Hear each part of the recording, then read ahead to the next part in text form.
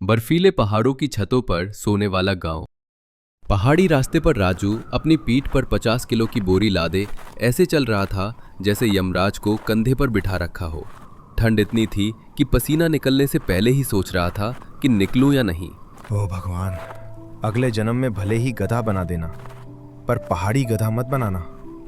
कसम से फेफड़े बाहर आने को हो रहे हैं। ये कुली नंबर 1 वाली फीलिंग सिर्फ फिल्मों में अच्छी लगती है, असलियत में तो कमर का बाजा बज जाता है। राजू गांव के चौराहे पर पहुंचा ही था कि 3 अलग अलग घरों के दरवाजे ऐसे खुले जैसे रेस शुरू होने वाली हो। ओ राजू भैया, जरा वॉल्यूम कम रखो। मेरी सासू माँ कुंभकर्ण वाली नींद में है। धनिया लाए कि नहीं? तभी बिमली के पीछे से उसका पति सुरेश ऐसे झांका जैसे बॉर्डर पार कर रहा हो और डर रहा हो कि कहीं गोली न चल जाए। अरे बिमली, धीरे बोलना। अगर अम्मा उठ गई तो धनिये की जगह मेरी चटनी पिस जाएगी। और राजू, वो मेरा झंडू बाम लाया? कल रात अम्मा के पैर दबाते दबाते मेरी उंगलियों में गांठ पड़ गई है यार। अरे सब लाया हूं भाई, पहले 2 घूंट पानी तो पिला दो, हलक सूख के पापड़ हो गया है। तभी दूसरे घर से रमेश, पार्वती दादी का बेटा, ऐसे बाहर आया जैसे अंदर आग लग गई हो।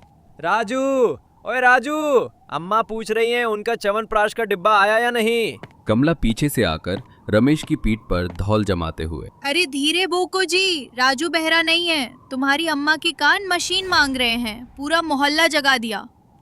क्या करूं भगवान, अब तो आदत हो गई है। कल रात को मैं सपने में भी चिल्ला रहा था, खुद ही डर के उठ गया। तीसरे घर से महेश दौड़ता हुआ आया। आंखें ऐसी चमक रही थी जैसे लॉटरी लग गई हो। पीछे पीछे उसकी बीवी रत्ना बेलन नचाती हुई आ रही थी। राजू भाई, घी असली वाला। माँ ने कहा था आज आलू के पराठे घी में डुबो के खिलाएगी। हाँ, घी तो आ गया, पर तुम्हारे नसीब में तो उबले टिंडे ही हैं। डॉक्टर ने क्या बोला था? कोलेस्ट्रॉल का गुब्बारा बन गए हो। राजू भैया, घी का डब्बा सीधे मेरे हाथ में देना। इस भूखे को दिया तो डब्बा भी चबा जाएगा। ए रत्ना, मेरे लाडले की नजर उतार रही है या नजर लगा रही है? खबरदार जो मेरे बेटे का घी रोका, खाने दे उसे, अभी तो बढ़ने की उम्र है। ओ भाई साहब, तुम लोगों की महाभारत खत्म हो तो मैं जाऊं या यहीं टिकट लगा के शो देखूं? तभी चंपा चाची की कड़कड़ाती आवाज आई जैसे बादल फट गया हो। सुरेश, ओ नालायक, बाहर क्या मछली बाजार लगा रखा है? और मेरा बासमती चावल कहाँ है? आया माँ, वो राजू भैया आए हैं। आपकी बारात थोड़ी आई है जो शोर मचेगा। ज्यादा सयाने मत बनो, चलो अंदर। चावल का कट्टा उठाओ या वो भी मैं ही सर पे ला दूं। दोपहर का समय, धूप खिली थी पर हवा ऐसी चल रही थी जैसे ब्लेड मार रही हो। अचानक चंपा चाची घर के बाहर बेलन लेकर निकली, बाल बिखरे हुए मानो काली माता का अवतार हो। हाय, मैं लुट गई। सत्यानाश हो जाए उस मुए का। अरे सुरेश के बापू तो चले गए, अब मैं किसको रोऊं? मेरे बासमती चावल के कट्टे में सेंध लग गई। आधा किलो चावल गायब। माँ क्या हुआ? मैंने नहीं खाए कच्चे चावल, विद्या कसम। तू तो चुप ही रह, तुझसे तो घर की मक्खी नहीं मरती, चोर क्या पकड़ेगा? ये पक्का किसी 2 टांग वाले जानवर का काम है। पड़ोस से पार्वती दादी अपनी लाठी ठोकते हुए निकली और उनका बेटा रमेश कान खुजाते हुए पीछे पीछे। का हुआ चंपा, तेरी भैंसिया भाग गई का? अम्मा, भैंस नहीं, चावल चोरी हो गए। हैं? चावल गोरे हो गए? तो का हुआ, हल्दी डाल दियो, पीला हो जाएगा। हे भगवान, इस घर में या तो बहरे बसते हैं या ढीठ। दादी, चोर आया था, चोरी हुई है। अच्छा, मोर आया था? सुंदर तो होता है पर नाचता बहुत है। तीसरे घर से शीला मौसी और महेश भी बाहर आ गए। महेश का चेहरा ऐसा था जैसे किसी ने किडनी मांग ली हो। और मेरा असली घी डब्बा ऐसा हल्का लग रहा है जैसे हवा भरी हो।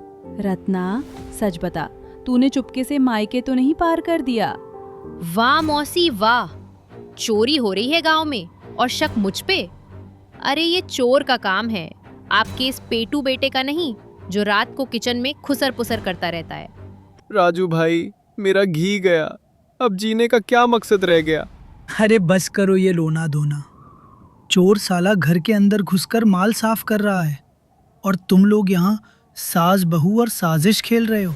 तो क्या करें बाबा, हम तो रात को 3-3 कुंडी लगाकर सोते हैं। कुंडी तेरे दिमाग पर लगी है।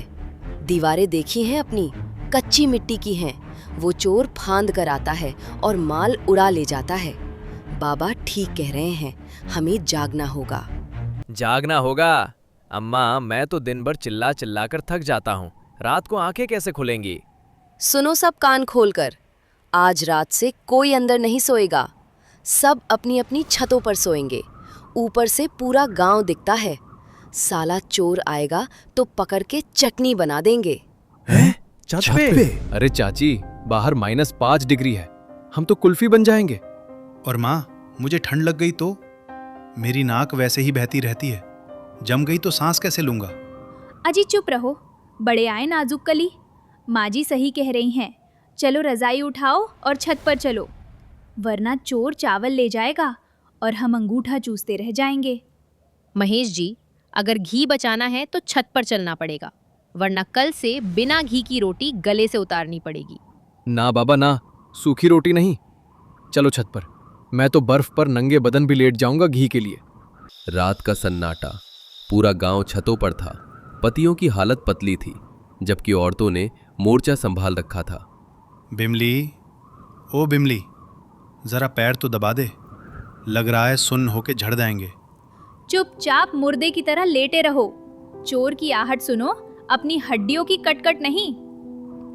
माँ जी, ये देखिए, ये खर्राटे मारने की तैयारी कर रहे हैं। सुरेश, अगर तू सोया तो तुझे यही बर्फ में गाड़ के पुतला बना दूंगी। आंखें खुली रख। वही दूसरी छत देखते हैं। कमला, सुनना, मुझे जोर की आई है। कंट्रोल तरू जी, अभी नीचे गए और चोर आ गया तो वो तुम्हें ही बोरी में भर कर ले जाएगा। सोचो, चोर के अड्डे पे चिल्लाते रहना फिर। कौन जाएगा? बारात जाएगी, मुझे भी ले चलो। अरे कोई नहीं जा रहा माँ, तुम सो जाओ। बारात में सिर्फ मैं और मेरा ब्लैडर जा रहे हैं। अब देखते हैं तीसरी छत पर। रत्ना, पेट में चूहे कबड्डी खेल रहे हैं, कुछ खाने को है क्या? वो लड्डू। ये लो, ठंडी हवा खाओ। मुंह बंद रखो, वरना चोर को पता चल जाएगा कि यहाँ एक भूखा डायनासोर लेटा है। मेरे बेटे को मत डांट कलमुही। ले बेटा महेश, मैंने अपनी चोली में एक लड्डू छुपा रखा था, खा ले, पर आवाज मत करना। वाह माँ, तुम ही मेरी सगी हो। ये बीवी तो पिछले जन्म की दुश्मन है। तभी गली में खटपट हुई। सब एकदम सन्नाटे में आ गए। नीचे कल्लू चोर दबे पांव आ रहा था, एकदम स्टाइल में। आज तो सन्नाटा है भाई, लगता है सारे उल्लू गहरी नींद में है। आज तो चंपा चाची का पूरा राशन उड़ा ले जाऊंगा। सुना है बासमती चावल लाई है बुढ़िया। कल्लू ने जैसे ही चंपा चाची की दीवार पर चढ़ने के लिए पैर उठाया, ऊपर से सुरेश की नाक ने धोखा दे दिया। उसे जोर की छींक आ गई। अच्छी। कल्लू डर के मारे नीचे गिर पड़ा, चारों खाने चित। अरे मैया रे, ये आसमान से कौन छीका? तेरी मौत। सुरेश, कूद पर साले के ऊपर। मैं? माँ, बहुत ऊंचा है, हड्डी टूट गई तो। हटो जी, तुमसे ना होगा, कायर कहीं के। बिमली ने पास रखा एक खाली मटका उठाया और सीधा नीचे दे मारा। निशाना थोड़ा चूका, मटका कल्लू के बगल में फूटा। धड़ाम। धत तेरे की, निशाना चूक गया। रमेश भैया, आप कुछ फेंको। रुक जा चोर, वरना मैं अम्मा को जगा दूंगा। क्या हुआ? बिल्ली आई? लाठी लाओ मेरी। पार्वती दादी ने अंदाजे से अपनी लाठी हवा में घुमाई और वो अंधेरे में सीधे रमेश के सर पर जा लगी। थक। अम्मा, मैं चोर नहीं हूँ, मेरा सर फोड़ दिया। तीसरे घर से महेश ने जोश में आकर अपनी रजाई नीचे फेंक दी। ले बेटा, रजाई में दब जा। संयोग देखो, रजाई सीधी कल्लू के ऊपर गिरी और वो उसमें उलझ गया। वाह जी वाह, क्या दिमाग लगाया है मेरे पतिदेव ने। पहली बार खाने के अलावा कुछ सूझा है। पकड़ो इसे। राजू और बाकी गांव वाले नीचे दौड़े। रजाई में लिपटे कल्लू को ऐसे दबोचा जैसे मुफ्त का राशन बट रहा हो। सुरेश और रमेश भी बाद में सीना तानकर नीचे उतर आए। देखा बिमली, मैंने छींक नहीं मारी होती तो ये पकड़ा नहीं जाता। सारा मास्टरमाइंड मैं हूं। हाँ, डर के मारे छींक निकल गई और अब हीरो बन रहे हो। चलो रस्सी लाओ। भाई साहब, पुलिस को बुला लो, पर इन औरतों से बचा लो, खासकर उस बेलन वाली और वो लाठी वाली दादी से। ये तो यमराज की एजेंट है। अब पुलिस क्या करेगी? पंचायत सुबह होगी। राजू, इसे खंबे से बांध दे। और हाँ, मेरे चावल की एक एक पाई वसूलूंगी। चोर पकड़ा गया, मामला ठंडा हो गया। लेकिन अगली रात फिर वही तदाशा। सब रजाई गद्दे लेकर छत पर पहुंच गए। अरे चाची, चोर तो गया जेल, अब काहे को कुतुब मीनार बने बैठे हो? राजू भाई, अब आदत हो गई है यार। नीचे कमरे में बिमली मुझे ताने मारती है, यहाँ ऊपर कम से कम तारे गिनने में बिजी रहती है। सुखी वैवाहिक जीवन का राज मिल गया है भाई। और राजू, यहाँ लेटकर खाने का मजा ही अलग है। ठंडी हवा और गरम लड्डू, आह, ऐसा लगता है फ्रिज में बैठकर खा रहे हैं। और मेरी अम्मा की आवाज़ यहाँ खुले में गूंजती नहीं है, तो मेरे कानों के पर्दों को भी थोड़ी राहत है। मैं तो अब यही बसूंगा। चुप करो तुम तीनों नमूने। हम इसलिए ऊपर आए हैं क्योंकि यहाँ का नज़ारा 5 स्टार है। क्यों मौसी? बिल्कुल, नीचे तो बस दीवारों को घूरो, यहाँ तो लगता है साक्षात स्वर्ग में खटिया बिछाई है। कुछ महीनों बाद जब विक्रम वही दिल्ली वाला टूरिस्ट आया तो उसने देखा कि पूरा गांव, पति पत्नी, सास बहू सब छत पर मजे से बैठे बातें कर रहे हैं, कह कहे लगा रहे हैं।